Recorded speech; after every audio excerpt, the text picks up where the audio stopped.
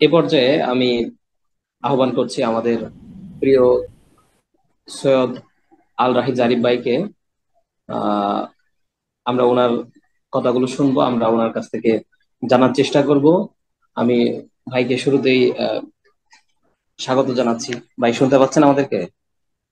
হ্যাঁ, হ্যাঁ, শুনতে পাচ্ছি। আসসালামু আলাইকুম সবাইকে। আহ থ্যাংক ইউ সবাইকে যুক্ত হওয়ার জন্য। আমাকে শুনতে পাচ্ছি সবাই? জি ভাই, ক্লিয়ার। শোনা যাচ্ছে আমাকে? হ্যাঁ। জি ভাই, তো ধন্যবাদ। আমি আসলে এখন যেহেতু সময় অনেকটা চলে গেছে, আমি ট্রাই করব আপনাদেরকে যে সময়টা এখন রয়েছে বা আপনারা যে সময়টা ইউজ করবেন, ব্যবহার মানে থাকবেন, চেষ্টা করব সময়টা যেন কাজে আসে। আর তারিন খুব ভালো ব্যাখ্যা করেছে সবকিছু, আমি অনেক কিছু জানতাম না, অনেক কিছু নতুন জানলাম। তো আহ তো আমি শুরুতে বলিনি যে আমি যাই বলবো সেটা আমার ব্যক্তিগত এক্সপিরিয়েন্স থেকে, যেটা রিয়েলিটিতে এভরি ইন্ডিভিজুয়ালের জন্য ডিফারেন্ট হতে পারে, কারণ সিনারিও, টাইম, এটা ম্যাটার করে। আর স্পেসিফিকলি আমি যেহেতু মেইনলি কথা বলবো স্টাডি অ্যাব্রোড নিয়ে, তো এই জিনিসগুলা দেখা যায় যে প্রতিদিন চেঞ্জ হয়ে যেতে পারে, কারণ একটা পলিসি, একটা রুলস চেঞ্জ হয়ে যায়, একদিনে চেঞ্জ হয়। তো যেমন আমি যদি একটা এক্সাম্পল দিই, আমি আসছি কয় বছর, 3 বছরের মতো হলো। 3 বছর আগে কানাডায় লিভিং লিভিং কস্ট দেখাইতে হইতো অ্যাপ্লিকেশন করলে জাস্ট 10,000 কানাডিয়ান ডলার, কিন্তু সেটা এখন দেখাইতে হয় 25,000 কানাডিয়ান ডলার পার ইয়ারের জন্য। তো জাস্ট 3 বছরে 10,000 থেকে সেটা 25,000। তো এটা চেঞ্জ হয়, প্রত্যেকটা ইনফরমেশন চেঞ্জ হয়ে যেতে পারে এনি টাইম। তো এটা এটা এটা হইতে পারে। তো আমি আমার পরিচয়টা আরেকবার দিয়ে নিই, আমি সৈয়দ আল রাহি জারিফ। আম, আমি বর্তমানে হচ্ছে টিচিং অ্যাসিস্ট্যান্ট এবং রিসার্চ অ্যাসিস্ট্যান্ট ট্রেন্ট ইউনিভার্সিটিতে। আম, এবং একই সাথে আমি যেহেতু ফুল টাইম স্টুডেন্ট, আমি ওয়ার্ক করতেছি পার্ট টাইম সফটওয়্যার ডেভেলপার হিসেবে। আর আমার রিসার্চ ফোকাস হচ্ছে parallel processing in computer system আর হচ্ছে গ্রাফ থিওরি। তো আমি মেইনলি কভার করব যে কিভাবে স্টাডি অ্যাব্রোড করার যদি প্ল্যান কারো মাথায় আসে বা আমরা যদি চিন্তা করি স্টাডি অ্যাব্রোড করব। ভাই, হ্যাঁ, একটা আমাদের একটা রিকোয়েস্ট ছিল, আপনার যদি কোনো আহ, মানে ইস্যুস না থাকে, আপনি ক্যামেরাটা অন করতে পারেন ভাই, আমরা আপনাকে দেখতে চাই আসলে। হ্যাঁ, হ্যাঁ, অন করতেছি। সো এটা একটা বিষয়, আমি অন করি, ওয়েট। আমি স্ক্রিনটা শেয়ার করতে চাই, তো আমি স্ক্রিনটা শেয়ার করলাম, ক্যামেরা অন করেছি, ওকে। ওকে, এভরিথিং গুড। আমার স্ক্রিনটা দেখা যাচ্ছে? জি ভাই, দেখা যাচ্ছে। হ্যাঁ, আমি আসলে চেষ্টা করেছি একটা কুইক একটা স্লাইড তৈরি করতে, যেন আম, আমি কোনো কিছু মিস না করি, যে কয়েকটা কথা আমি বলতে চাচ্ছিলাম। তো আমাদের যদি কারো চিন্তা হয় যে আমি স্টাডি অ্যাব্রোড করব, মানে বাইরে পড়তে যাব, তাহলে আমার মনে হয় প্রথমে আমাদেরকে চিন্তা করতে হবে যে আমি আসলে কেন যাব, বা একটু নিজে আগে জাস্টিফাই করা যে আমি আসলে দেশের বাইরে কেন যাব। অযথা তো কেউ যাবে না, তাই না? একটা উদ্দেশ্য থাকবে যে আমি এই কারণে যাব। তো আমার প্রথমে যেটা একটা রিকোয়েস্ট সবার কাছে, সেটা হচ্ছে আমরা কি একটু চ্যাট বক্সে লিখতে পারি যে আমি যদি পড়তে যাই তাহলে আমি কেন পড়তে যাব, আমি একটু জানতে চাই যে আমাদের আগ্রহটা কেন থাকবে স্টাডি অ্যাব্রোডে। সো ইন্ডিভিজুয়ালি যদি কেউ, মানে সবাই আমরা যদি একটু চ্যাট বক্সে লিখি, আমি একটু দেখতে চাচ্ছিলাম সিস্টেমে।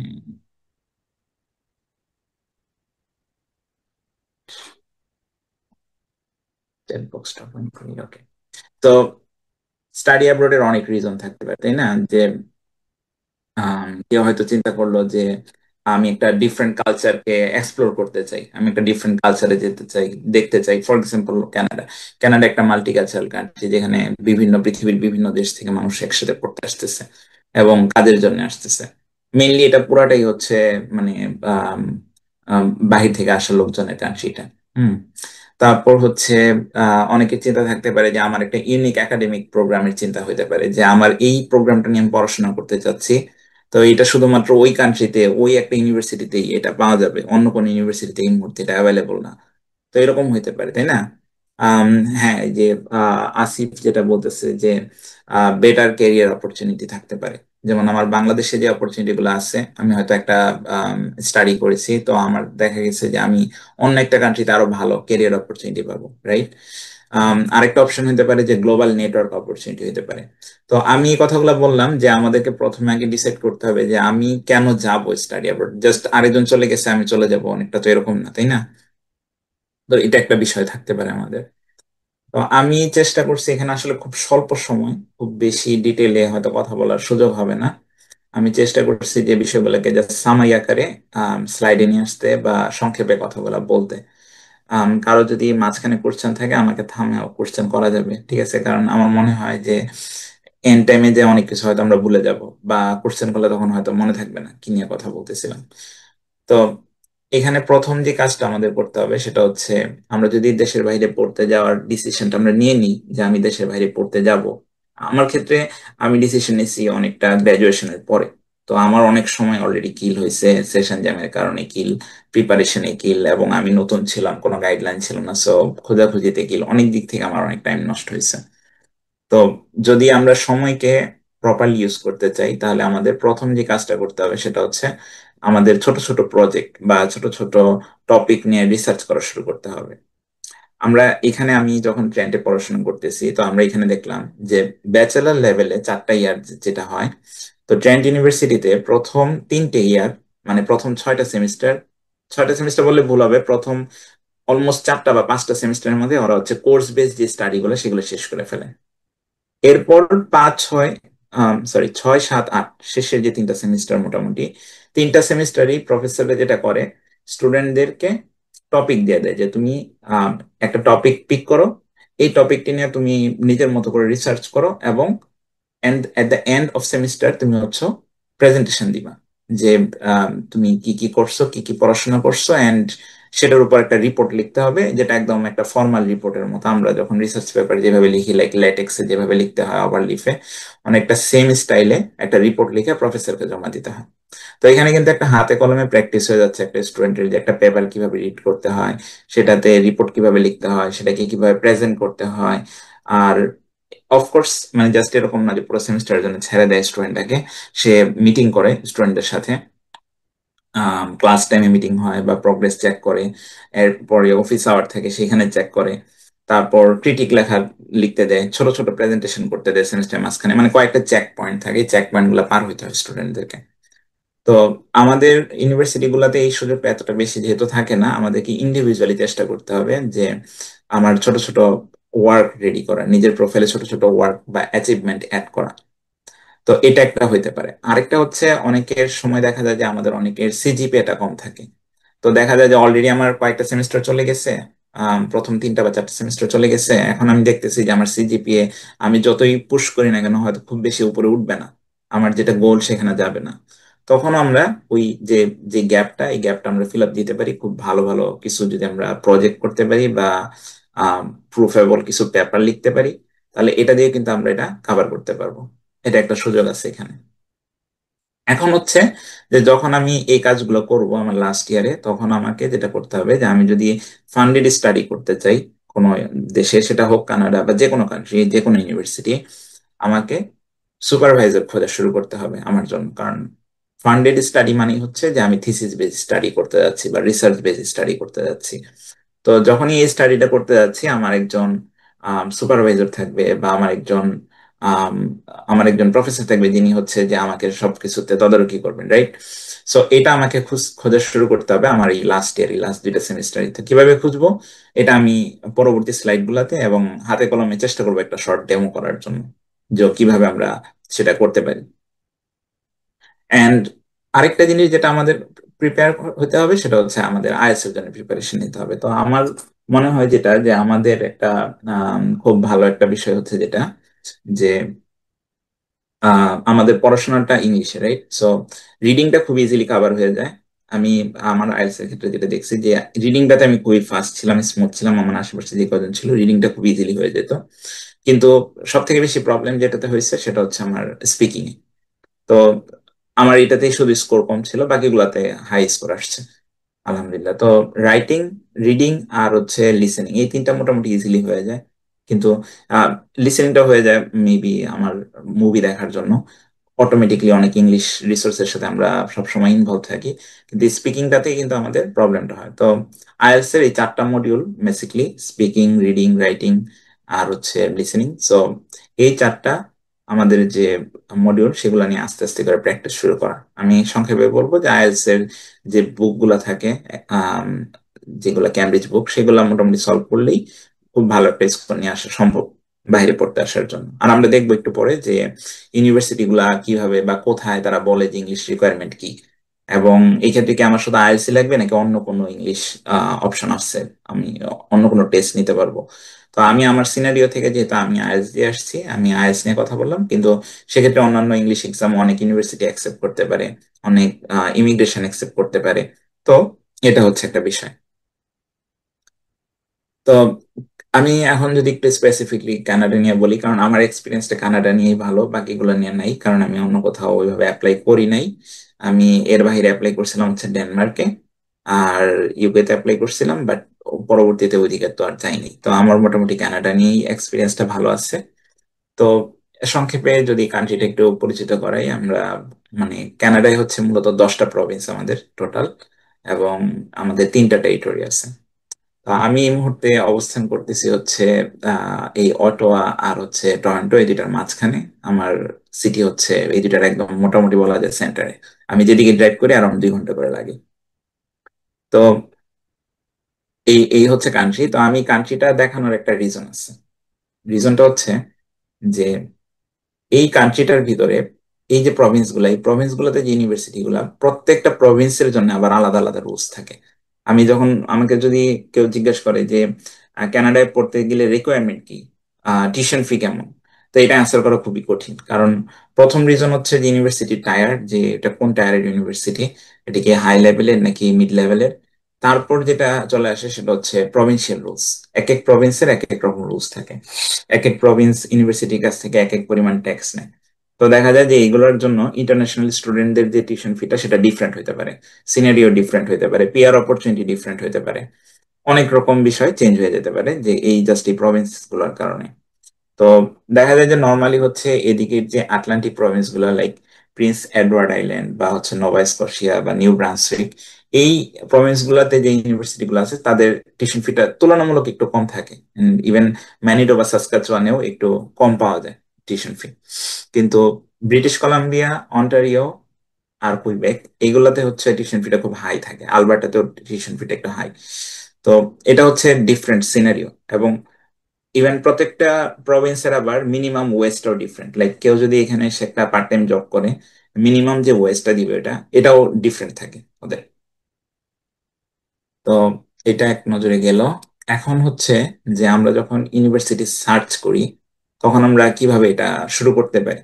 তো আমরা মনে হয় এখানে যেটা, সেটা হচ্ছে যে আমরা দুইটা ক্যাটাগরি করতে পারি। আমি সাজেস্ট করবো যে একটা এক্সেল ফাইল করা, এবং এক্সেল ফাইলে এই ডেটাগুলা মানে নোট করা। আমি যেটা করতাম, আমি যখন ইউনিভার্সিটি রিসার্চ করছি ইউকের জন্য প্লাস কানাডার জন্য, আমি একটা এক্সেল ফাইলে এগুলাকে লিস্ট করার চেষ্টা করছি। লাইক ইউনিভার্সিটির নাম, ডিপার্টমেন্টের নাম, তারপর সেগুলোর আবার লিঙ্ক, তারপর হচ্ছে টিউশন ফি কত, কিছু অ্যাডভান্টেজ সাইডে নোট করে রাখার চেষ্টা করছি, ডিসঅ্যাডভান্টেজ সাইডে নোট করে রাখার চেষ্টা করছি। তারপর আমি প্ল্যান করছি যে ওকে, আমার প্রথম টার্গেট হবে এটা, দ্বিতীয় টার্গেট হবে এটা। অনেকটা আমরা যখন এইচএসসি পাশ করার পর আমরা যখন দেশে ইউনিভার্সিটি গুলোতে অ্যাপ্লাই করি, লাইক আমাদের প্রথম টার্গেট থাকে হচ্ছে অনেকের যে ঠিক আছে আমি এই ইউনিভার্সিটিতে অ্যাপ্লাই করবো, তারপর আমি ওইটাতে করবো, তাই না?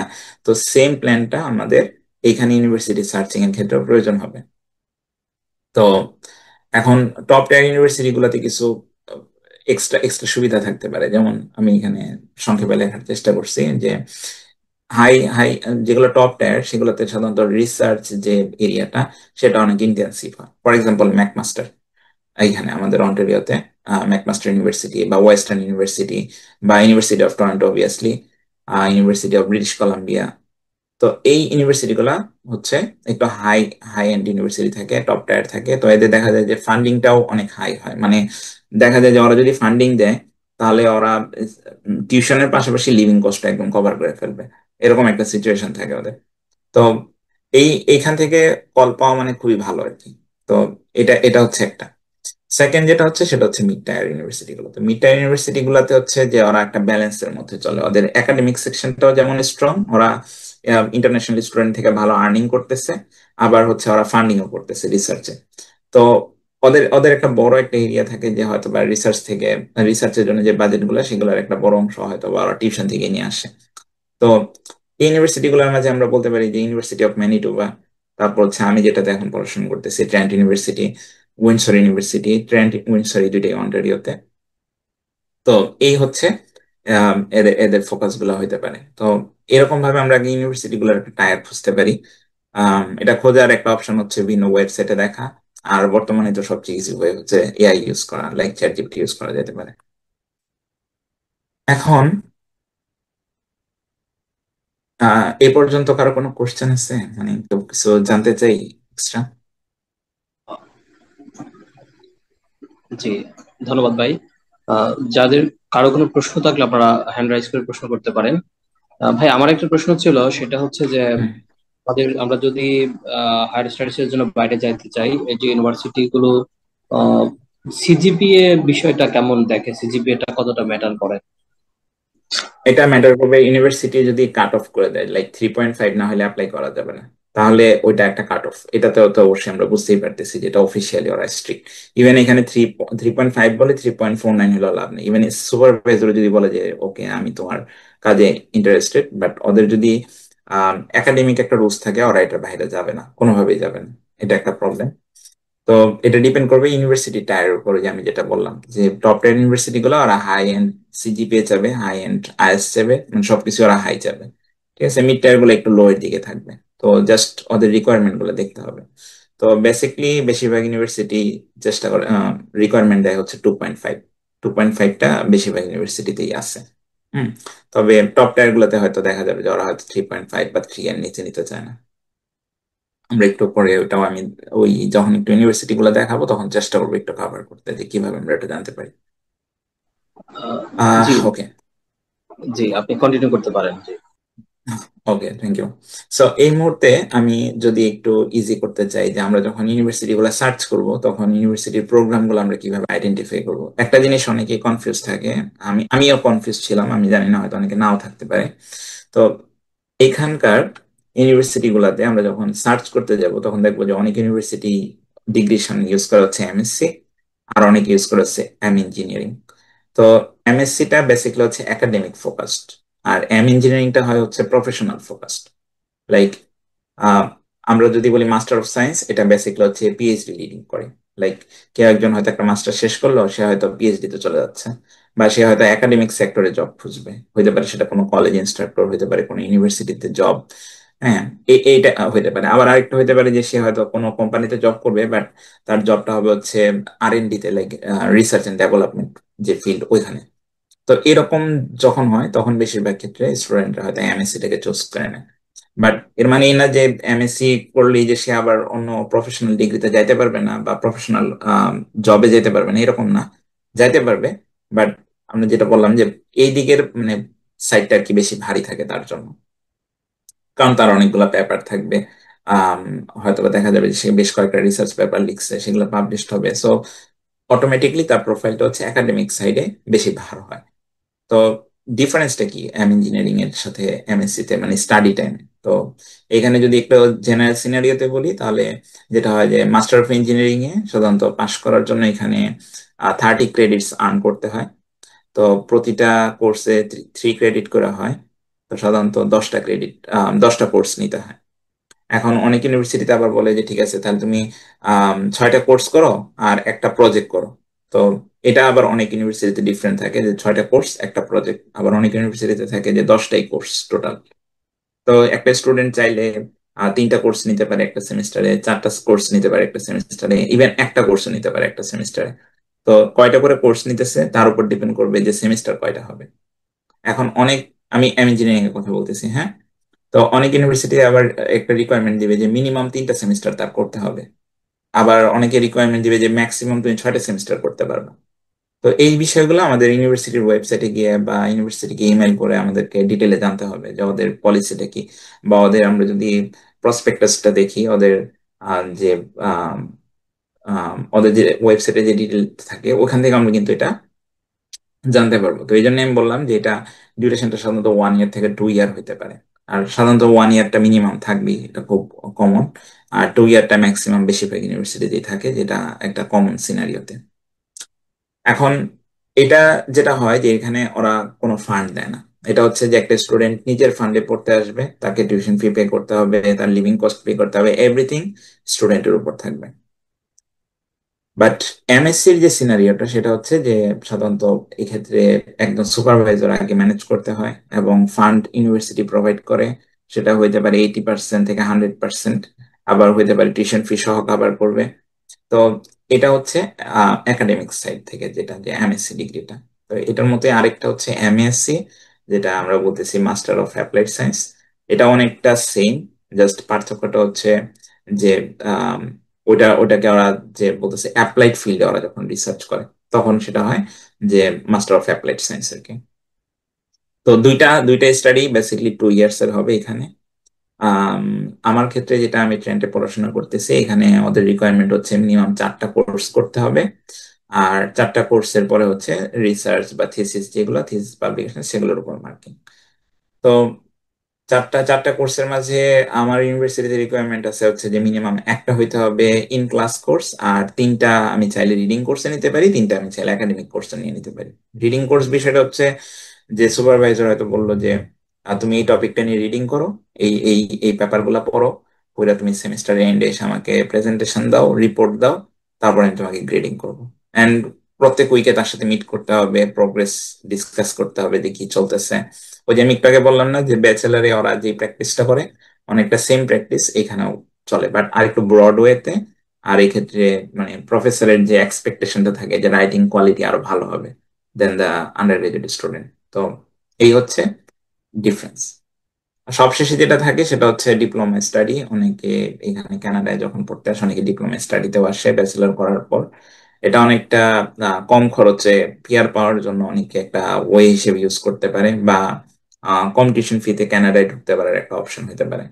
বাট বর্তমানে এই এই এই যে সিচুয়েশনটা, মানে ডিপ্লোমার যেটা, এটা কানাডায় কিছু রুলস চেঞ্জ হওয়ার কারণে এখন দেখা যাচ্ছে যে এটাতে খুব বেশি একটা পিপল আসতেছে না।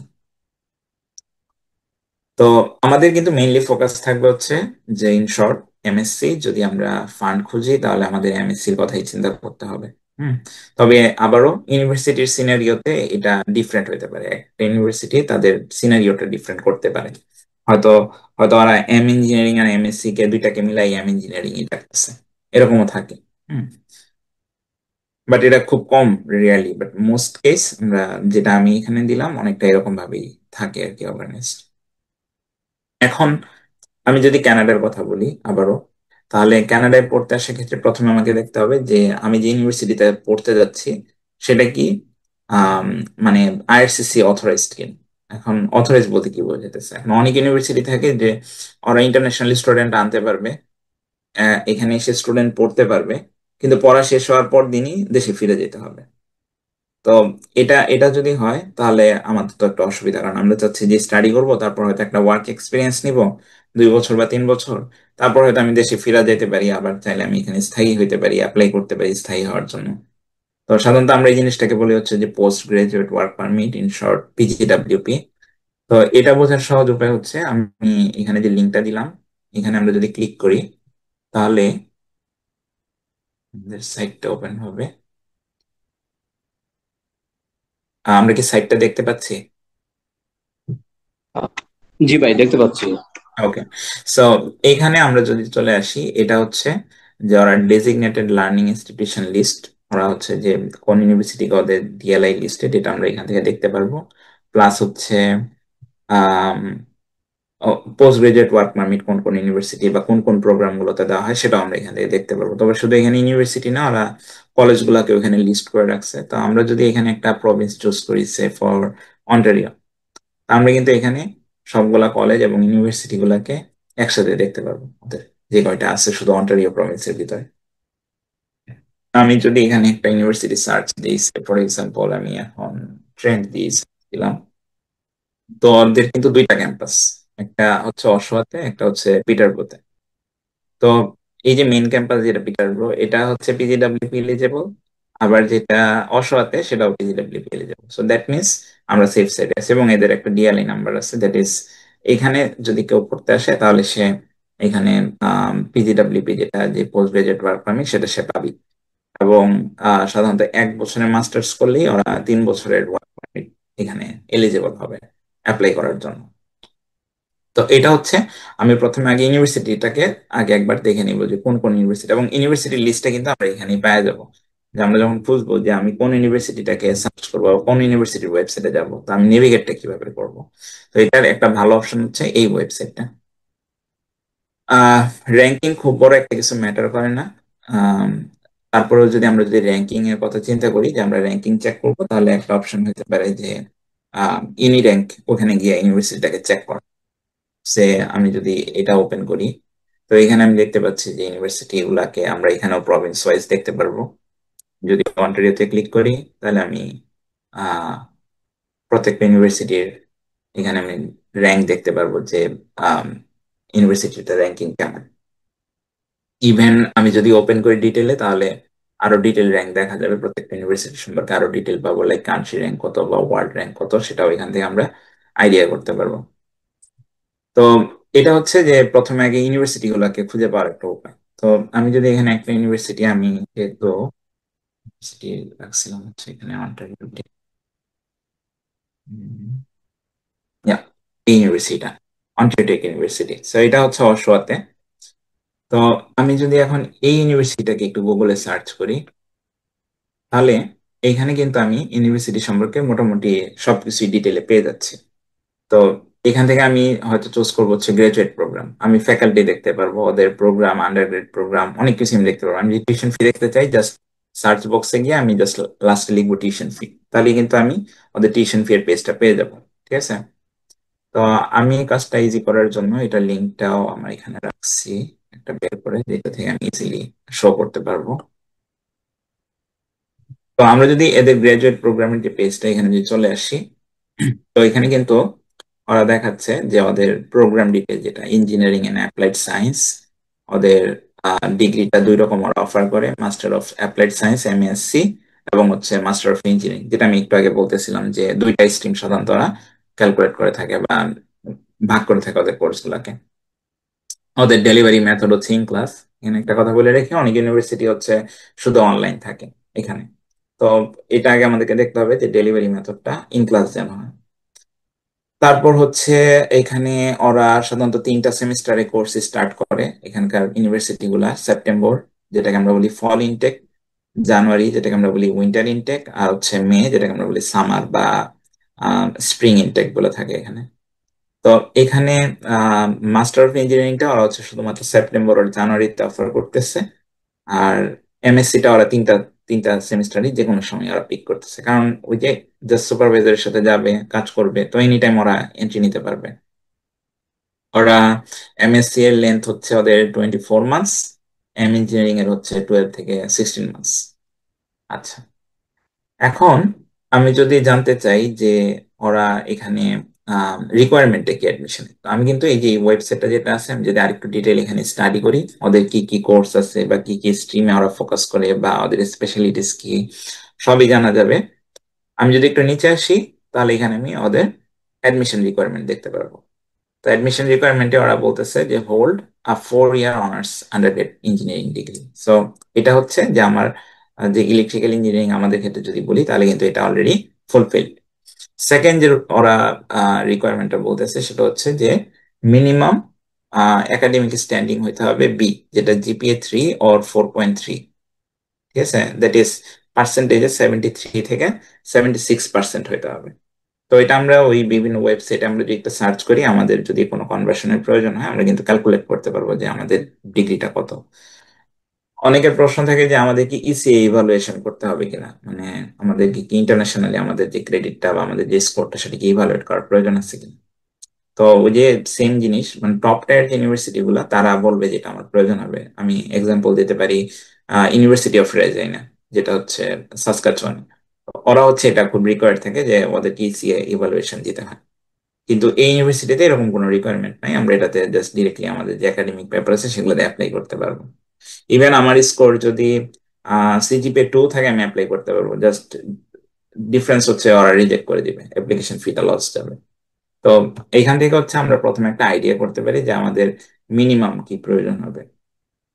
এখন অনেক ইউনিভার্সিটি হচ্ছে ফার্স্ট কাম ফার্স্ট সার্ভ, মানে আগে অ্যাপ্লাই করলে আগে দিয়ে দিবে এইভাবে করে। আবার অনেক ইউনিভার্সিটি হচ্ছে সব পেপার এক জায়গায় করে, ওরা তারপর একটা ডেডলাইনের পরে সবাইকে চেক দিয়ে যেগুলাকে ভালো স্টুডেন্ট পায়, টপ যারা, তাদেরকে নেয়। তো এখানে মানে এই জন্য বললাম যে মিনিমাম সিজিপিএ হইলেই যে একটা স্টুডেন্টকে ওরা নিয়ে নিবে, বিষয়টা এরকম না। আরো অন্যান্য অন্যান্য অনেক বিষয় ওরা হয়তো চেক করবে, লাইক স্টুডেন্টের অন্যান্য লাস্ট দুটো সেমিস্টারে কেমন রেজাল্ট ছিল, অনেক কিছু দেখে ওরা এগুলাকে ক্যালকুলেট করে। আহ আচ্ছা, তো এখানে আরেকটু বলছে, যেমন বি হচ্ছে ওদের এম ইঞ্জিনিয়ারিং এর জন্য, কিন্তু ওদের এমএসসি এর জন্য কিন্তু ওদের বি প্লাস চাই। ঠিক আছে। এখন ইংলিশ রিকোয়ারমেন্ট আমরা যদি দেখি, যে required test score for language proficiency, এখান থেকে আমরা দেখতে পারবো হচ্ছে যে কি কি সাপোর্টিং ডকুমেন্ট ওদের প্রয়োজন হয়। তো ইংলিশ রিকোয়ারমেন্টটা যদি আমরা একটু ওপেন করি, তাহলে এখানে আমরা দেখতে পারবো যে ওরা অনেক ধরনের ইংলিশ টেস্ট ওরা নেয়। এখানে আমরা দেখতে পাচ্ছি। তো আইএলস যেটা, আইএলস এর ক্ষেত্রে ওদের হচ্ছে 6.5 ওভারঅল ফর মোস্ট প্রোগ্রাম। তো এটা হচ্ছে ওভারঅল ইউনিভার্সিটির একটা জেনারেল আইডিয়া দেওয়ার চেষ্টা করছে ওরা। বাট যদি স্পেসিফিক এই প্রোগ্রামগুলোতে হয় একটা স্টুডেন্ট, তাহলে তাকে 7 পেতে হবে। তো আমরা যদি এমএসসি বা এম ইঞ্জিনিয়ারিং এর কথা বলি ত্রিপলিতে তাদের, তাহলে 6.5 ইজ গুড। ঠিক আছে, এটা থাকলেই চলবে। আর অনেকের একটা ধারণা থাকে যে আইএলটিএস এ ভালো স্কোর থাকলে ভালো স্কলারশিপ পাওয়া যায়। এটা ডাজেন্ট ম্যাটার এখানে। হুম, এখানে ওরা এটা দেখে কোনো স্কলারশিপ দেয় না, আমার জানা মতে দেয় না। ঠিক আছে। তো এখানে টোফেল বা হচ্ছে অন্যান্য যে এক্সাম গুলা সেগুলো বা ডুওলিঙ্গো, সেগুলোতেও কেমন স্কোর ওদের মিনিমাম চাহিদা সেটা ওদের বলা আছে আর কি। তো এখান থেকে আমরা অন্য যদি কোনো এক্সাম দিই, তাহলে সেটা আমরা এখান থেকে দেখে নিতে পারবো।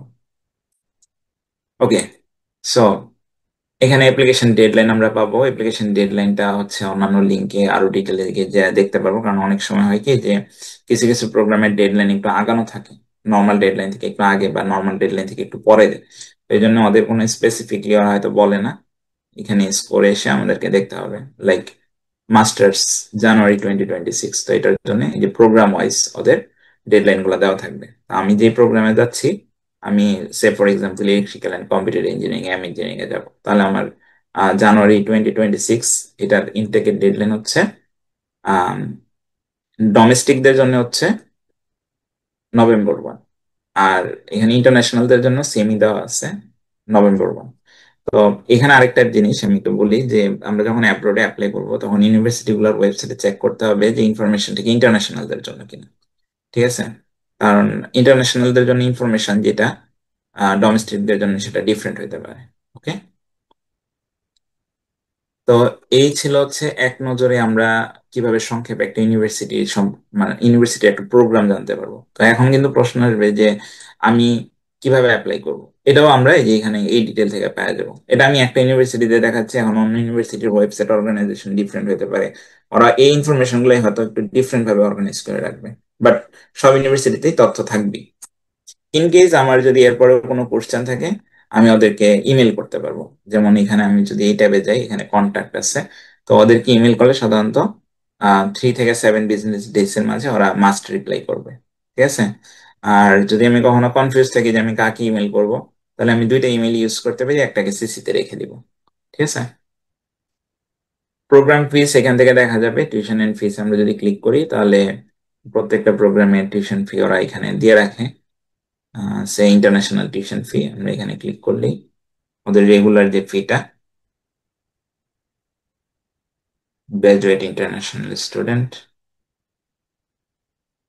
এখানে কিন্তু ওদের প্রোগ্রাম ফি গুলা দেওয়া থাকে। এখন যদি নর্মাল সেন্স আমরা চিন্তা করি যে master of science like MSc করতে আসতেছি, তো এখানে আমাদেরকে আগে টিউশন ফিটা দেখতে হবে। আমি হইতে পারে যে আমি হয়তো পরবর্তীতে ফান্ড পাবো, কিন্তু আমাকে আগে আইডিয়া করতে হবে যে ওদের টিউশন ফিটা কত, এবং আমাকে সুপারভাইজার কত বলতেছে যে সে কত ফান্ড দিবে। ওরা এটা বলবে না যে আমি টিউশন ফি ওয়েভ করে দিতেছি। ঠিক আছে, ওরা বলবে যে ঠিক আছে, তোমার টিউশন ফি 40,000, আমি তোমাকে 40,000 দিব, বা আমি তোমাকে 50,000 দিব, বা আমি তোমাকে 30,000 দিব। অনেকটা এরকম একটা ডিসকাশন আসবে। সো আমাদেরকে এখান থেকে আইডিয়া করতে হবে যে আমাদের টিউশন ফিটা কত। ওকে। আর একটা হচ্ছে আহ ফান্ডিং। ফান্ডিং এই যে এখানে ওরা এটা স্পষ্ট হয়ে বলে দিবে যে এম ইঞ্জিনিয়ারিং দের জন্য সাধারণত নর্মালি কোনো ফান্ডিং দেওয়া হয় না, কারণ এটা প্রফেশনাল ডিগ্রি, স্টুডেন্ট আসবে পড়বে জবে চলে যাবে। এই ইউনিভার্সিটির কোনো বেনিফিট নেই, প্রফেসরের কোনো বেনিফিট নেই। তাহলে এখানে ওরা অযথা ফান্ড দিবে না। ওরা মূলত ফান্ড দিবে হচ্ছে যে যখন কোনো রিসার্চ বা আম, কোনো থিসিস করা হয় সেগুলোর উপর সাধারণত। ওরা এন্ট্রান্স স্কলারশিপ বা মিনিমাম ফান্ডিং প্যাকেজ থাকতে পারে ওদের, বা টিচিং অ্যাসিস্ট্যান্ট বা রিসার্চ অ্যাসিস্ট্যান্ট, এগুলো ওরা দিতে পারে। এবং রিয়েল সিনারিতে যেটা হয় যে ওরা যেটা বলে তার থেকে বেশি দেয়। যেমন আমি আহ, এই যে স্টাডিটা এখন ট্রেন্ডে করতেছি, ওরা আমাকে বলছিল যে শুরুতে 80% কাভার করবে। যেই ফিটা ওরা কাভার করবে বলছিল সেটা ছিল হচ্ছে অনেকটা 80%-এর মতো। কিন্তু সারপ্রাইজিংলি আমি যখন স্টাডি শুরু করলাম উইন্টারে, আমি স্টাডি করার পরে আমার প্রফেসর নিজেই হঠাৎ করে একদিন ডেকে বলতেছে যে আমি তোমাকে আরো 5,000 দিতেছি, কারণ এটা আমার কাছে ছিল। তো এটা আমার, যেহেতু অন্য কোনো স্পেন্ডিং নাই এই ইয়ারে, সো এটা তুমি নিয়ে নাও।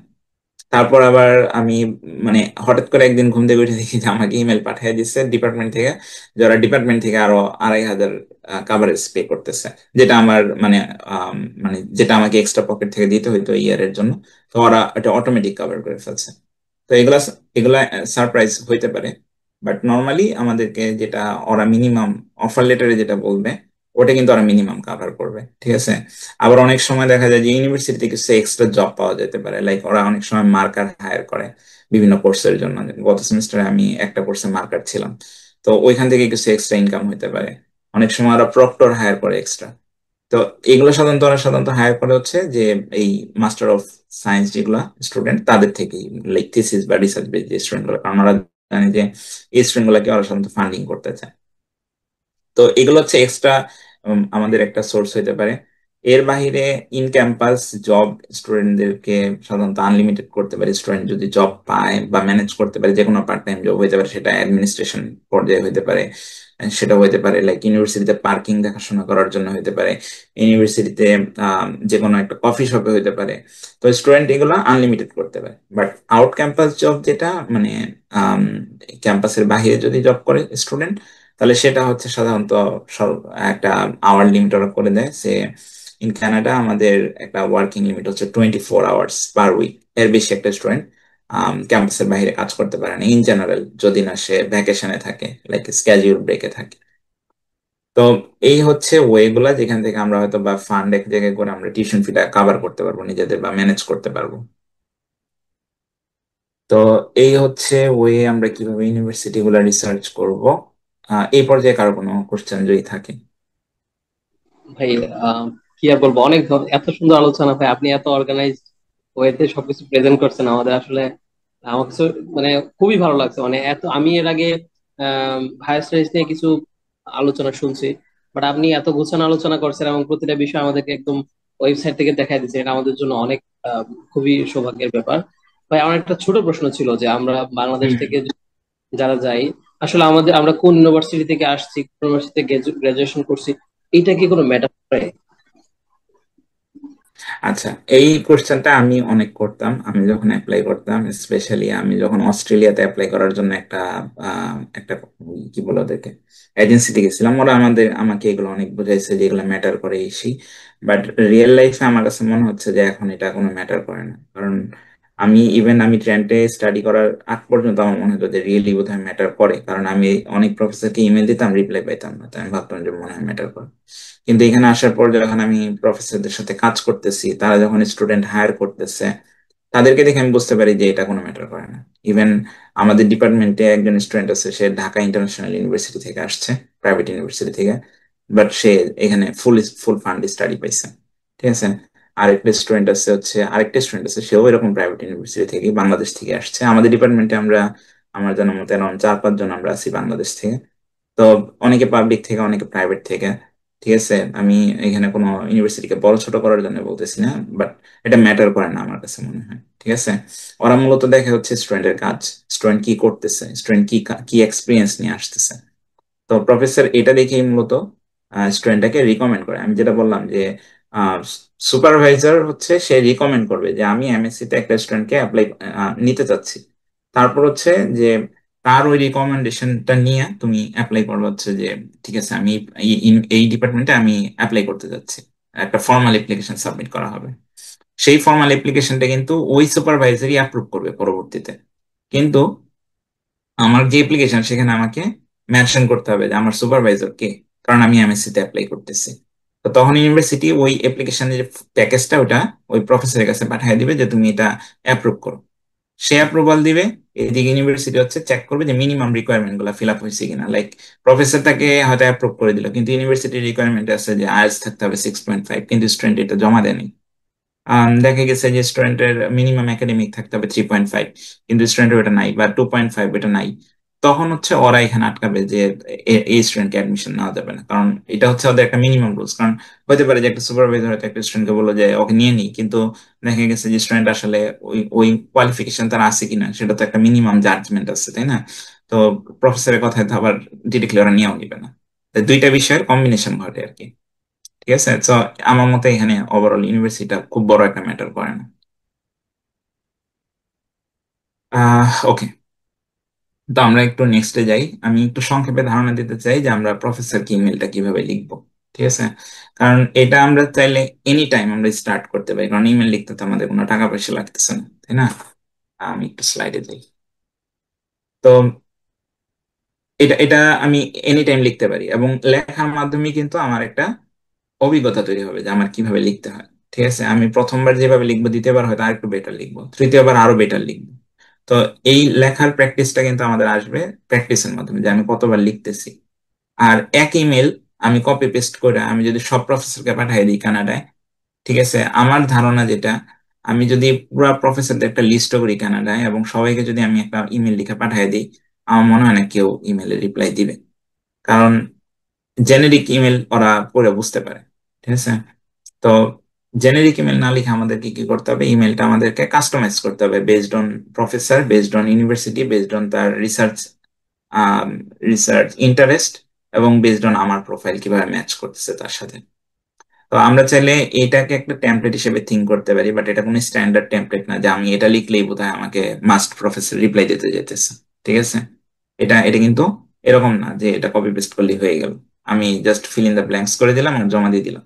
ওকে, তো আমার মনে হয় যেটা, যে আমরা শুরুতে এক প্রফেসরকে অ্যাপ্রোচ করব, তার নামের সামনে অবশ্যই ডক্টর বা প্রফেসর এই কথাটা আমরা মেনশন করে তার নামটা দিয়ে আমরা প্রথমে তাকে অ্যাপ্রোচ করবো আর কি। ঠিক আছে, তারপর আমি আমার নামটা বলতে পারি, এবং আমি আমার সিচুয়েশনটা বলতে পারি যে আমি ফাইনাল ইয়ারে আছি, বা আমি হচ্ছে যে আমি রিসেন্ট গ্রাজুয়েট, বা আমি রিসেন্ট গ্রাজুয়েশনের পর আমি 2 বছর ধরে আমি এই এই কোম্পানিতে আমি কাজ করতেছি। জাস্ট সংক্ষেপে আমার একটা ইন্ট্রো তৈরি করা। ঠিক আছে, তারপর হচ্ছে আমি বলবো যে আমি তোমার এই ইউনিভার্সিটিতে এই সেশনে এবং এই ইউনিভার্সিটিতে আমি আসতে চাইতেছি, কারণ আমি অ্যাপ্লাই করতেছি এটা এখন, কিন্তু আমি অবশ্যই নিশ্চয়ই নেক্সট উইন্টারের জন্য অ্যাপ্লাই করবো না, কারণ এখন চলতেছে সেপ্টেম্বর। উইন্টারের আগে আমাকে অফার লেটার দেওয়া, আমি ইমিগ্রেশনে দাঁড়ানো, আমার ভিসা হওয়া, এত কিছু পসিবল নাও হইতে পারে। তো আমি তাকে ইন্ডিকেট করবো যে আমি কোন সেশন, বা আমি হয়তো ফাইনাল ইয়ারে আছি, আমি হয়তো বা এই উইন্টারে আসবো না, আমি হয়তো নেক্সট ফলে আসবো, বা এর পরের বছর 2027-এ আসবো। তা আমি এটা তাকে প্রথমে মেনশন করবো। তা আমার কিন্তু তার এইভাবে ইমেলটা লিখতে হবে যেন সে আমার প্রতি একটা ইন্টারেস্ট থাকে তার, যে ঠিক আছে ইমেলটা আমি কন্টিনিউ করি, পড়ি। তারপর আমি তাকে লিখবো যে আমি এই প্রোগ্রামে তোমার ইউনিভার্সিটিতে আসতে চাচ্ছি। এখন আম, তোমার হুম তো তোমার এই কাজগুলো আমার সাথে অ্যালাইন করে, এবং অবশ্যই করে বললে হবে না, কেন করে। ঠিক আছে, তা আমি প্রথমে তার প্রোফাইলে যাব, আমি দেখব। আচ্ছা, আমি একটা ডেমো করতে ভুলে গেছি, ওয়েবসাইটে যাই। সেটা হচ্ছে যে আমরা ফ্যাকাল্টিটা কিভাবে দেখবো, এটা কিন্তু আমি বলি নাই, তাই না? তো ফ্যাকাল্টিটা আমরা দেখব হচ্ছে কোথায়, এই যে এখানে দেখো, এখানে লেখা আছে ফ্যাকাল্টিস ওয়েবসাইট। তো এখানে আমি যদি চলে আসি, তাহলে আমি এখানে পুরো ইউনিভার্সিটির ফ্যাকাল্টি লিস্ট পেয়ে যেতে পারি, বা ইভেন ডিপার্টমেন্ট ওয়াইজও থাকতে পারে।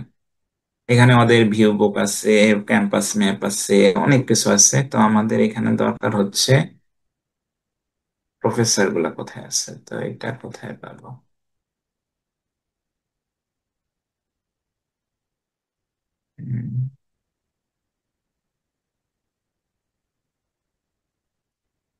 রাইট, ক্লিক করছি।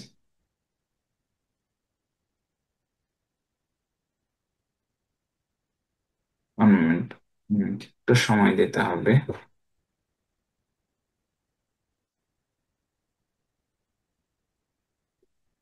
আমরা ছিলাম এখানে ফ্যাকাল্টি ওয়েবসাইট। ওকে, আচ্ছা, এটা হচ্ছে ফ্যাকাল্টির ওয়েবসাইট, আমাকে দেখতে হবে প্রফেসরদের নাম কোথায় আছে।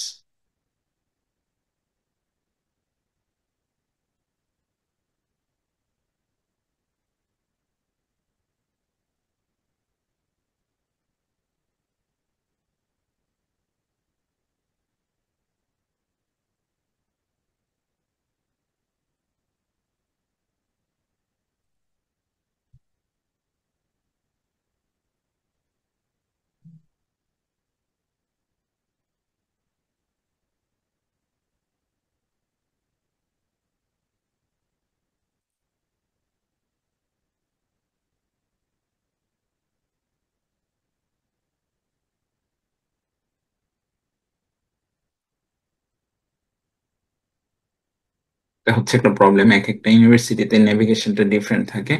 আমাদেরকে একটু সময় নিয়ে দেখতে হবে যে প্রফেসরদের লিস্ট ওরা কোথায় রাখে।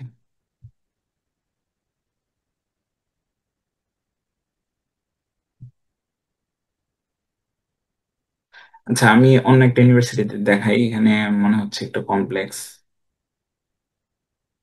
আহ সার্চ করি।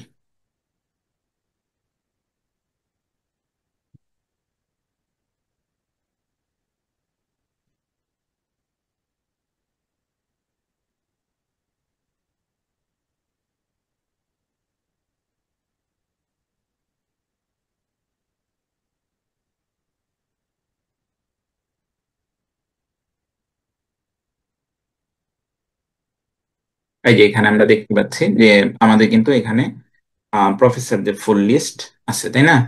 তো এখানে আমি আহ, যদি কোনো একজন প্রফেসরের কথা আমরা যদি চিন্তা করি, তাহলে সে ফর এক্সাম্পল আমরা এখান থেকে ধরেন, ধরো ওনাকে দেখলাম, উনি হচ্ছে খালিদ এল গাজের। সো সে হচ্ছে চেয়ার ছিল, আমি এখনো মনে হয় আছে সে। তো এখানে কিন্তু আমরা তার রিসার্চ টপিক, তার এডুকেশন, তার ওয়ার্ক এক্সপিরিয়েন্স, মোটামুটি আমরা সবকিছুই পেয়ে যাবো, তার email address, phone number, everything এখানে আছে। হুম। আমরা যদি আরেকটা সার্চ করি, লাইক তার হচ্ছে আম, তার যে রিসার্চ পেপার গুলো, এটাও কিন্তু গুগল স্কলারে আমরা সার্চ করলে তার নাম দিয়ে আমরা কিন্তু পেয়ে যাবো। গুগল সার্চ করলে এগুলা বের করা সম্ভব। তখন আমরা কি করতে পারি যে আমার যদি কোনো একটা টপিকে আগ্রহ থাকে, লাইক আমার হয়তো আগ্রহ আছে হচ্ছে মোবাইল কম্পিউটিং নিয়ে, তো আমি দেখবো যে তার মোবাইল কম্পিউটিং নিয়ে কি কি কাজ আছে, তার কি কি পেপার আছে। সেখান থেকে হয়তো একটা বা দুইটা পেপার আমরা একটু অ্যাবস্ট্রাক্ট গুলা দেখবো, দেখে একটা আইডিয়া নিবো যে ওকে সে এটা নিয়ে কাজ করে। তখন আমরা আমাদের সাইড থেকে বলবো যে আমিও এটা নিয়ে কাজ করছি, আমার এরকম এক্সপিরিয়েন্স আছে, বা আমি এটা নিয়ে কাজ করতে চাই। তখন আমরা ওই কথাগুলো আমরা ওই যে যে পেপারটা লিখতেছি, মানে ইমেলটা লিখবো, সেই ইমেলে আমরা এটাকে অ্যাটাচ করার চেষ্টা করব। এটা শুধু এই প্রফেসর না, আমরা প্রত্যেক প্রফেসরের ইমেল অ্যাড্রেস আমরা এখানে পেয়ে যাবো। তো প্রফেসর শুধুমাত্র হচ্ছে ইন্টারেস্টেড হইলেই আমাকে রিপ্লাই দিবে। সে কিন্তু মানে নট ইন্টারেস্টেড হলে রিপ্লাই দেওয়ার চান্সটা খুবই কম, সাধারণত ওগুলার ওরা রিপ্লাইটা দেয় না। তো এটা হচ্ছে একটা ওয়ে, বাট আমাদের সেই হোয়াইটার অ্যান্সারটাও খুব মানে হোয়াইটাও খুব ছোট হইতে হবে। মানে খুব ব্রড ইমেল লেখা যাবে না যে আমি অনেকগুলো রিজন দিয়ে দিলাম। আমি একটাই স্ট্রং রিজন দিব। লাইক হয়তো আমি বললাম যে আমি তোমার এই কাজটার সাথে আমার সাথে অ্যালাইন করে, কারণ এই টপিকটা নিয়ে বা এই জিনিসটা নিয়ে আমি গত 2 বছর যাবত এই কোম্পানিতে কাজ করতেছি, বা এই টপিকটা নিয়ে আমি এরকম একটা পেপার লিখছি। ঠিক আছে?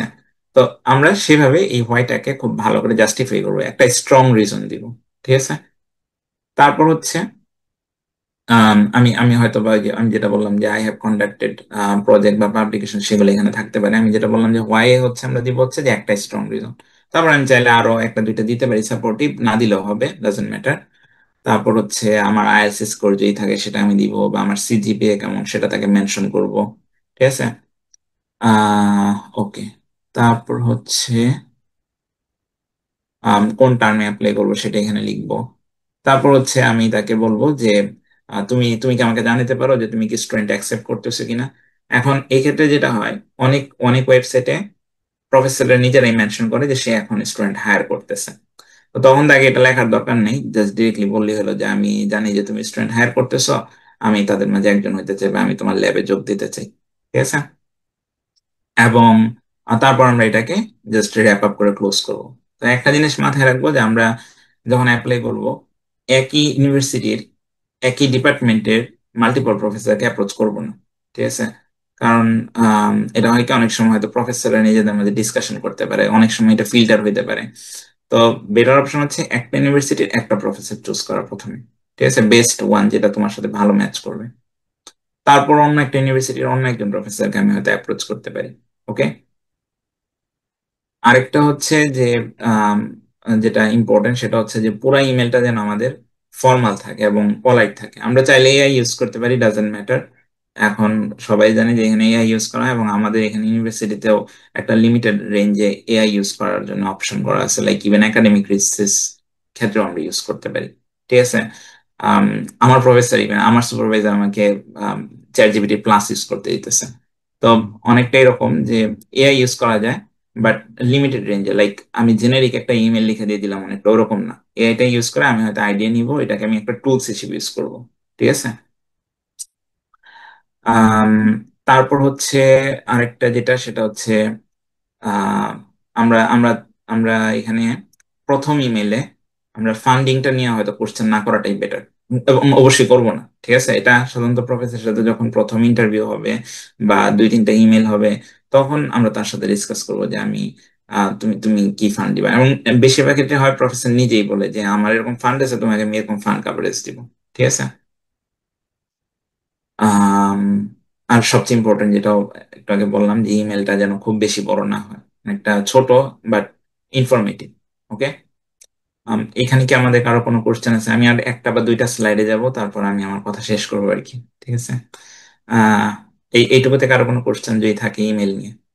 আহ হ্যাঁ, অনেক ধন্যবাদ ভাই আপনাকে। আপনি আসলে প্রতিটা বিষয় এত সুন্দর করে আমাদেরকে বুঝিয়ে দিচ্ছেন। আমার মনে হচ্ছে যে আমরা যারা এখন শুনতেছি এবং যারা পরবর্তীতে শুনবে, প্রত্যেকেই যাদের স্বপ্ন আছে বাইরে পড়াশোনা করতে যাওয়ার, তাদের জন্য এই আলোচনাটা অত্যন্ত গুরুত্বপূর্ণ হবে, এবং তাদের সবগুলো প্রশ্নের আনসার আশা করি এখান থেকে চলে আসবে।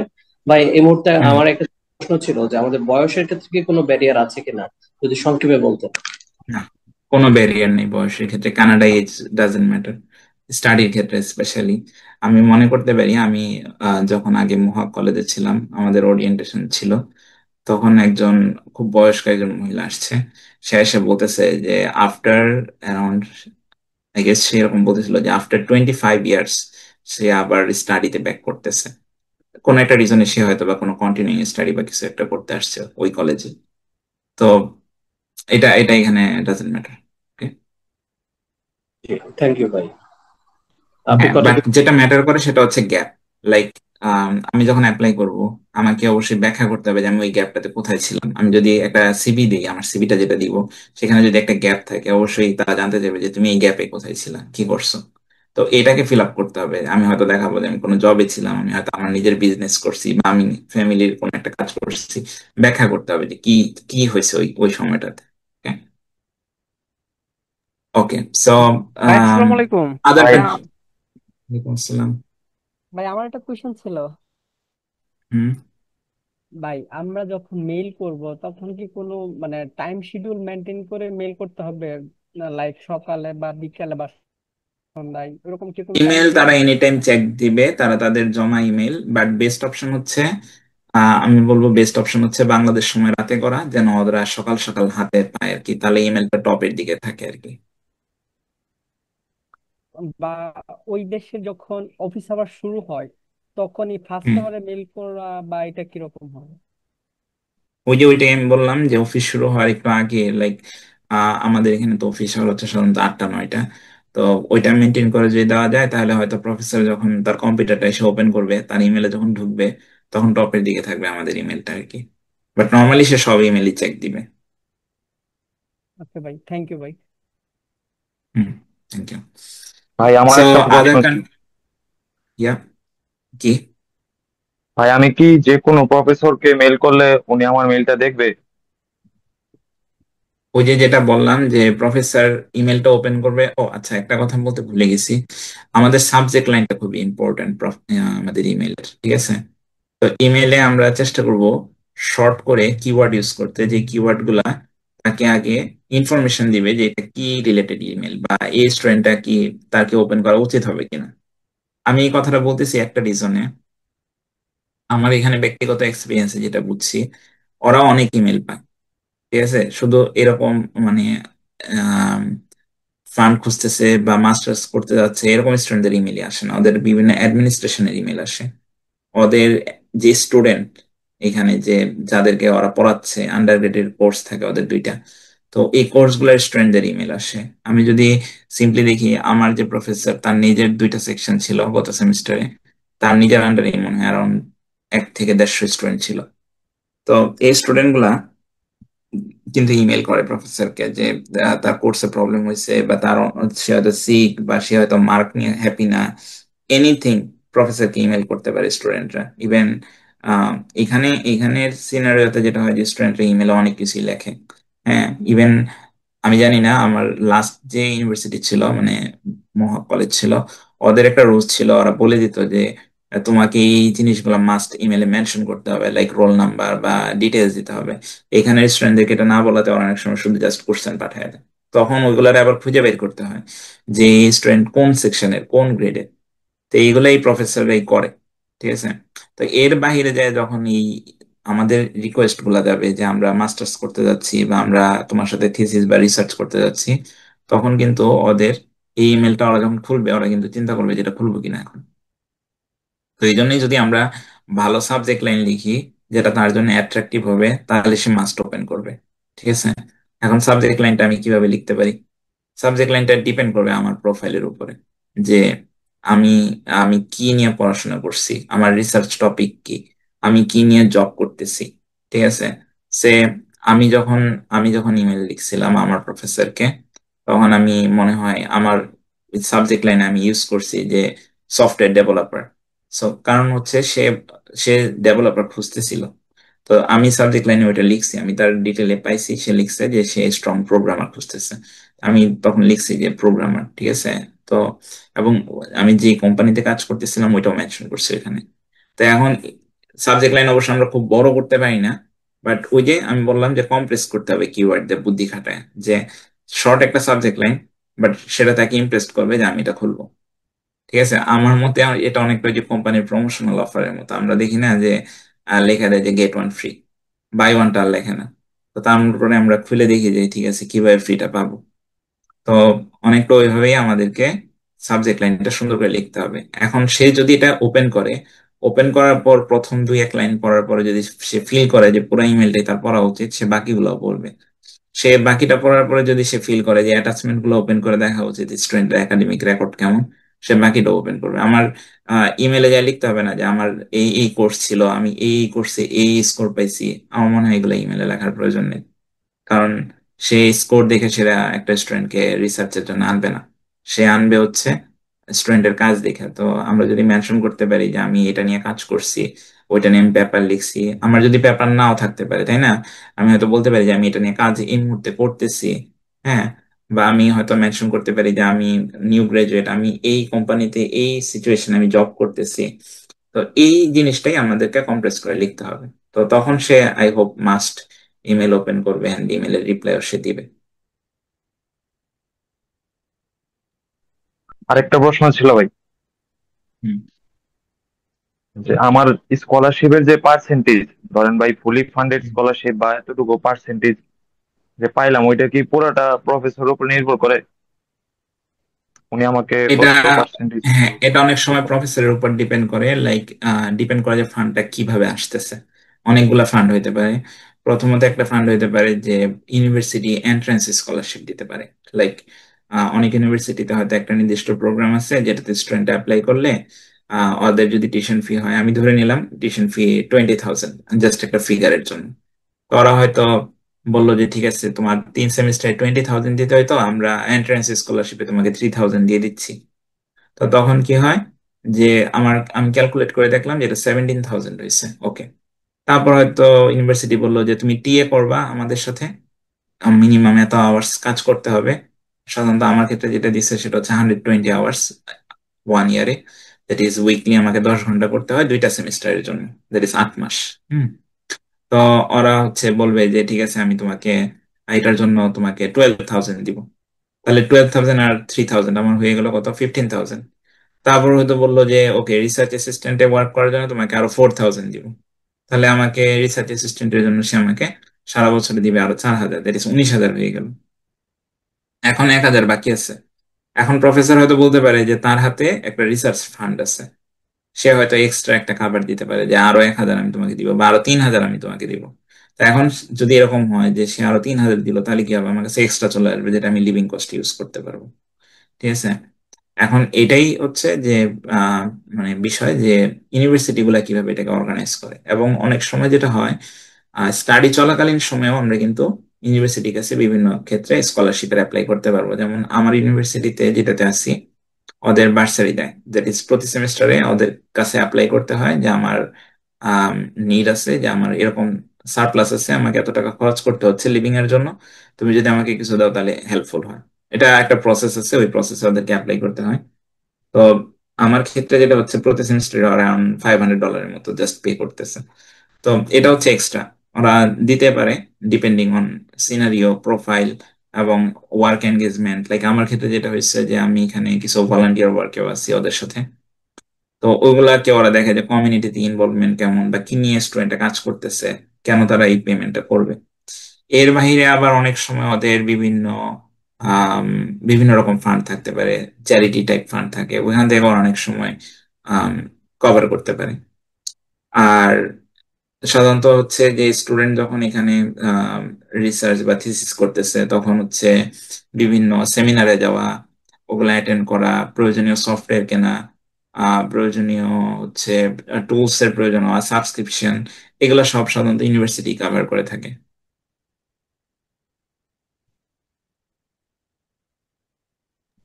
ধন্যবাদ আর ভাই। কোনো প্রশ্ন? ওয়েলকাম। তো এখন শেষ প্রশ্ন আমাদের, এটাই লাস্ট স্লাইড আমার। তো এটা হচ্ছে যে আমাদের আদার কান্ট্রির ক্ষেত্রে কি হবে। তো উত্তরটা খুবই সহজ, আদার কান্ট্রির ক্ষেত্রে সেম জিনিস, কানাডাতে যা ছিল একদম সেম টু সেম, জাস্ট ওদের ইউনিভার্সিটির ওয়েবসাইট গুলো ডিফারেন্ট হবে, টিউশন ফি ডিফারেন্ট হবে, কারেন্সি ডিফারেন্ট হবে, রিকোয়ারমেন্টস ডিফারেন্ট হবে। বাট ওভারঅল আমাদের প্ল্যান এন্ড অ্যাকশন একই থাকবে। আমাদের প্রিপারেশন সেম টাইমে শুরু করতে হবে, এন্ড সেম ওয়েতে আমাদের রিসার্চ করতে হবে প্রত্যেকটা ইউনিভার্সিটির জন্য। তো এটাই হচ্ছে অ্যান্সার এটার জন্য। আম, আমাদের লাইক আমরা যদি সেটা ইউএসএ তে অ্যাপ্লাই করি, সেটা হতে পারে ইউরোপে like Denmark, Sweden, Netherland, Germany, হতে পারে অস্ট্রেলিয়া, নিউজিল্যান্ড, সবগুলাতেই মোটামুটি কম ওর বেশি রুলস একই থাকবে। জাস্ট সুবিধা অসুবিধা চেঞ্জ হবে। অনেক অনেক অনেক কান্ট্রি হয়তো বা জব অফার করবে 3 বছরের জন্য, 2 বছরের জন্য স্টাডি শেষে। অনেকে বলবে যে না, কোনো ওয়ার্ক করা যাবে না, ফিরে যেতে হবে। অনেকে বলবে যে পিআর এর জন্য একটা ওয়ে তৈরি হতে পারে। জাস্ট তখন হচ্ছে তাদের কিছু সুবিধা অসুবিধা থাকবে। বাট মেইনলি আমাদের প্রিপারেশনের সাইড, প্রফেসর খোঁজা, রিসার্চ খোঁজা, মানে সুপারভাইজার খোঁজা, এই হচ্ছে সেম। ওকে। আহ, অনেক ধন্যবাদ ভাই, অনেক ধন্যবাদ। আমরা মিটিং এর মনে হয় শেষের দিকে চলে আসছি, আপনার মনে হয় প্রায় শেষের দিকে ভাই। অনেক ধন্যবাদ, আপনি এত এত সুন্দর আলোচনা করছেন ভাই। আসলে আমাদের এরপরে আমরা যাদের স্বপ্ন আছে বাইরে পড়াশোনা করার, আমার মনে হয় খুব কম প্রশ্ন থাকবে। তারপরেও আমরা আপনাকে সবসময় চাই আমাদের পাশে। আমাদের যে কোনো প্রশ্ন, আমাদের যে কোনো জানতে চাও আপনার আপনার, আপনি আমাদের সিনিয়র ভাই আছেন, আমরা আপনার কাছে জানতে চাইবো ভাই। এবং আশা হ্যাঁ, করি আপনি sure. সহযোগিতা করবেন। ভাই আপনার যদি আর কিছু অ্যাড করার থাকে ভাই, একটু কাইন্ডলি যদি শর্টলি অ্যাড করতেন। আমার মনে হয় না আর কিছু অ্যাড করা আছে। আমি লাস্ট টাইম যখন জয়েন করছিলাম, আমার মানে শেষ করার পর আমার ফিল হয়েছিল যে অনেক কিছু মিস করছি। এই জন্য আমি কালকে যেটা করছি যে ছোট ছোট করে স্লাইড নিয়ে আসার চেষ্টা করছি। এন্ড অবভিয়াসলি অনেক এটার জন্য থ্যাংক ইউ আমার সুপারভাইজারকে, কারণ সে এটা শিখাইছে। কোনো মিটিং এ ঢুকতে গেলে আগে একটা নোট রাখা উচিত সবসময়, যেন আমি কোনো টপিক মিস না করি। আমরাও ভাই আপনার কাছ থেকে এটা শিখতে পেরেছি, এই জন্য আপনার প্রতি অনেক কৃতজ্ঞতা। এবং হচ্ছে আমাদের ত্রিপুলি অ্যালামনাই অ্যাসোসিয়েশনের পক্ষ থেকে আপনার প্রতি অনেক কৃতজ্ঞতা এবং আপনাকে অনেক ধন্যবাদ। আপনি আমাদেরকে এত সময় দিয়েছেন। ভাই আপনার যদি আমাদের যারা রানিং স্টুডেন্ট আছে এবং যারা আমার সদ্য সাবেক স্টুডেন্ট আছে, তাদের প্রতি আপনার 2 মিনিটে যদি কোনো 2 লাইনে যদি কোনো বক্তব্য থাকে, আমাদের প্রতি যদি আপনার কোনো অ্যাডভাইস থাকে, kindly you can deliver it. Specific কোনো বক্তব্য নাই, কারণ আমরা যখন বলি স্টাডি অ্যাব্রড, দ্যাট ইজ আমরা ব্রড ওয়েতে থিঙ্ক করি। তো তখন আমাদের সব ব্রড ওয়েতে থিঙ্ক করতে হবে, সংক্ষিপ্ত থিঙ্ক করতে হবে। এটা কিভাবে শর্টলি করতে হবে, আমাদের ব্রড ওয়েতে থিঙ্ক করতে হবে, ব্রড ওয়েতে কাজ করতে হবে। ব্রডওয়েতে আমাকে রিসার্চ করতে হবে যে আমার সুযোগ কোথায় আছে। আমি তো যে মুহূর্তে একটা ইউনিভার্সিটিতে রিসার্চ করতেছি, আর যে ঠিক আছে আমি এটাতে অ্যাপ্লাই করবো, সুপারভাইজার তুমি এটা কালকে সকালে দিই, ওই মুহূর্তে হয়তো দেখা গেছে যে প্রফেসর সকালবেলা আরেকটা স্টুডেন্ট এখানে apply করে ফেলছে। আমি ডিসাইড করি যেটা দ্রুত অ্যাকশন যেতে হবে, দ্রুত কাজ করতে হবে আর কি। আমাদের সর্বোচ্চটা দিয়ে একদম অ্যাপ্লাই করে দিতে হবে। আগে ডিসাইড করতে হবে যে যেটা বললাম যে আমি আদৌ যাবো কিনা। তারপর দেখতে হবে যে আমার আমার যে প্রোফাইল, আমার যে ফিনান্সিয়াল সিচুয়েশন, আমি সেটা দিয়ে ওভারকাম করতে পারবো। যদি না হইতে পারি সেটাকে আমি কিভাবে কাভার করবো, হয়তো অন্য অপশন থাকে। তখন না যে একটা স্টুডেন্ট কম বা একটা স্টুডেন্টের তার জন্য দেশের বাইরে পড়তে যাওয়ার অপশন আমার মনে হয় না এরকম। হয়তো অন্য অল্টারনেটিভ। ঠিক আছে, অল্টারনেটিভ ওয়ে সবার জন্য আছে, কারণ এটা একটা ব্রড ওয়ে, ব্রড একটা ডিসিশন, সো এটা অনেক বড় একটা option। তো এদিকে না থাকলে অন্য দিকে থাকবে। তো এটাই আর কি আমি সংক্ষেপে বলবো বলছিলাম। জি, অনেক ধন্যবাদ ভাই। আপনার জন্য অনেক শুভকামনা। আপনার জার্নি আরো সুন্দর হোক। আমরা আপনাকে আরো বড় পর্যায়ে দেখতে চাই এবং আমরা আপনার অনুসারী হয়ে এগিয়ে যেতে চাই। অনেক ধন্যবাদ ভাই আমাদের সাথে সময় দেওয়ার জন্য। থ্যাংক ইউ ভাই। স্ক্রিন অফ করে দিতে পারেন। আহ, ধন্যবাদ সবাইকে। আজকের ত্রিপুলি অ্যালামনাই অ্যাসোসিয়েশন এর পক্ষ থেকে আয়োজিত ভার্চুয়াল ক্যারিয়ার মিট প্রোগ্রাম, আমাদের প্রোগ্রামের একদম শেষ প্রান্তে চলে আসছি আমরা। আমি এই মুহূর্তে আমাদের ত্রিপুলি ক্যারিয়ার ত্রিপুরি অ্যালামনাই অ্যাসোসিয়েশনের জেনারেল সেক্রেটারি সাদ্দাম ভাই যদি থাকেন, আপনাকে সংক্ষেপে কিছু বলার অনুরোধ জানাচ্ছি। সাদ্দাম ভাই। ধন্যবাদ বাবলু। সবাইকে আসসালামু আলাইকুম। আমাকে শুনতে পাচ্ছেন? জি ভাই, ক্লিয়ার। শুরুতেই ধন্যবাদ জানাচ্ছি বন্ধু তাহরিম এবং জারিফকে, এবং যারা আজকের প্রোগ্রামে এতক্ষণ কষ্ট করে শুনলেন। আমার মনে হয় আজকের প্রোগ্রামের মাধ্যমে আমাদের ট্রিপলির অ্যালামনাইয়ের যে প্রথম কেরিয়ার মিট আপ, এর সাহায্যে অনেক ইনফরমেশন আমরা পেলাম। তা আমার খালি মনে হচ্ছিল যে এই ইনফরমেশন গুলো হয়তো যখন আমাদের দরকার ছিল, আমরা তো বয়সটা শেষ করে পার করে আসছি, তখন জানতে পারলে আরো অনেক ভালো হইতো। এখন যারা আমাদের রানিং আছে, যারা মাত্র অ্যালামনাই হইলো, তাদের জন্য মনে হয় যে এই জারিফ অথবা তাহরিফ তাদের যে তথ্যগুলা বা কিভাবে কাজ করা যায়, এগুলো খুবই উপকৃত হইলো। আশা রাখি আমরা ভবিষ্যতে এইভাবে ট্রিপলি অ্যালামনাইয়ের পক্ষ থেকে আমরা এই অনুষ্ঠানগুলো আয়োজন করতে পারবো। তো আবারও ধন্যবাদ বাবলু তোমাকে, তুমিও কষ্ট করছো, বা যারা এই প্রোগ্রামের পিছনে কষ্ট করছে সবাইকে অনেক ধন্যবাদ। এবং ভবিষ্যতে ইনশাল্লাহ ট্রিপলি অ্যালামনাইয়ের পক্ষ থেকে এই কেরিয়ার মিট আপ গুলা আয়োজন করার চেষ্টা করব। এবং আমাদের ডিপার্টমেন্টে আরো অনেকেই আছে যারা খুব ভালো ভালো জায়গায় আছে। আজকে একদিন হয়তো আমরা সবাইকে এখানে কানেক্ট করতে পারিনি, তো ভবিষ্যতে ইনশাল্লাহ যারা আরো ভালো ভালো পজিশনে আছে, ডিপার্টমেন্টের ফার্স্ট বেচের অনেক বড় ভাইরা আছে, অন্য অন্য বেচের সবাই ইনশাল্লাহ কানেক্ট হবে। ধন্যবাদ জারিফ এবং তাহরিম, এত সুন্দর করে আমাদের ভিতরে উপস্থাপন করার জন্য। ধন্যবাদ বাবলু। এটুকু বলেই শেষ করতেছি, আজকে অনেক রাত্র হয়ে গেছে। ধন্যবাদ তোমাকে। ধন্যবাদ ভাই, ধন্যবাদ ভাই। আসলে আপনিও অনেক কাজ করছেন বিহাইন্ড দিস স্ক্রিন। আপনিও অনেক পরিশ্রম করছেন, আপনি সবার সাথে কানেক্ট করার চেষ্টা করছেন। এই জন্য আপনাকে ধন্যবাদ। এবং আমাদের পরবর্তী প্রোগ্রাম গুলোতে আপনি আমাদের সাথে থাকবেন বলে আশা করছি ইনশাআল্লাহ। এই মুহূর্তে আমি আমাদের ত্রিপলি অ্যালামনাই অ্যাসোসিয়েশনের সম্মানিত প্রেসিডেন্ট কাজী জহির ভাইকে ওনার আজকের এই প্রোগ্রাম সম্পর্কে কিছু বলার আহ্বান করছি।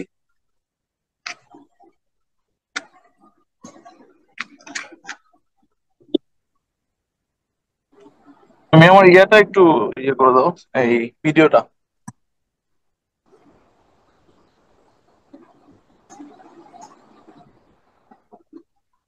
জি ভাই, আপনাকে শুনতে পাচ্ছি।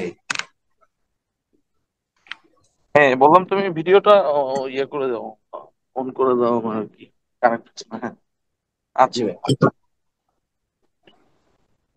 তো সবাইকে আসলে অনেক ধন্যবাদ। আর তোমরা যারা এটার জন্য কাজ করছো তাদের প্রতি কৃতজ্ঞতা। জারিফ এবং তারিম, তোমরা যে সুন্দরভাবে প্রেজেন্টেশনের মাধ্যমে যে গাইডলাইনটা দিছো, এটা খুবই ইয়ে ছিল, মনোমুগ্ধকর, সুন্দর ছিল। তো এরকম গাইডলাইন আসলে সবসময় দরকার। আর এখানে যেটা হচ্ছে যে পার্টিসিপেন্ট আমরা ধীরে ধীরে আরো হয়তো বাড়বে, আর যারা রানিং স্টুডেন্ট আছে তাদেরকে আমরা কানেক্ট করার চেষ্টা করবো আর কি। Connect করার চেষ্টা করলে দেন তখন আমাদের পার্টিসিপেন্ট যেরকম বাড়বে, যারা কথা বলতে তাদের ইয়ে হবে। আর এটার মাধ্যমে আমাদের যে প্রথম অ্যাসোসিয়েশনের যে প্রথম কাজটা, এটা হলো তার মানে ফার্স্ট একটা ইয়া ছিল। তো খুবই ভালো হয়েছে। আমি ছিলাম কানেক্টেড, ছিলাম আমার কাজের পাশাপাশি কানেক্টেড ছিলাম, কানেক্টেড থাকবো ইনশাল্লাহ। আর পরবর্তীতে মিটআপে আরো পার্টিসিপেন্ট বাড়বে আশা করি। আর তোমাদেরকে অনেক ধন্যবাদ তারিম, জারিফ। আমরা আবার পরবর্তীতে আরো শুনবো, মানে ওদের কাছ থেকে আসলে শোনার দরকার আছে, আমাদের শুনলে ভালো একটা এক্সপিরিয়েন্স হবে। সবাইকে অনেক ধন্যবাদ আর শুভকামনা সবার জন্য। আল্লাহ হাফিজ। জি ভাই, অনেক ধন্যবাদ। আসলে আপনিও এত ব্যস্ততার মধ্যে আমাদেরকে সময় দিয়েছেন, এবং আপনাকে যখন নক করি তখনই আপনাকে পাওয়া যায়, এটা খুবই ভালো এবং আমরা খুবই অ্যাপ্রিসিয়েট করি। থ্যাংক ইউ ভাই, আপনাকে অনেক ধন্যবাদ, আপনি আমাদের সাথে কাজ করছেন অনেক। আমার মনে হয় ভাই আজকে আপনার অনুমতিক্রমে আমরা এখানে শেষ করতে পারি আমাদের প্রোগ্রাম। সবাইকে ধন্যবাদ। আল্লাহ হাফিজ। জি, আল্লাহ হাফেজ।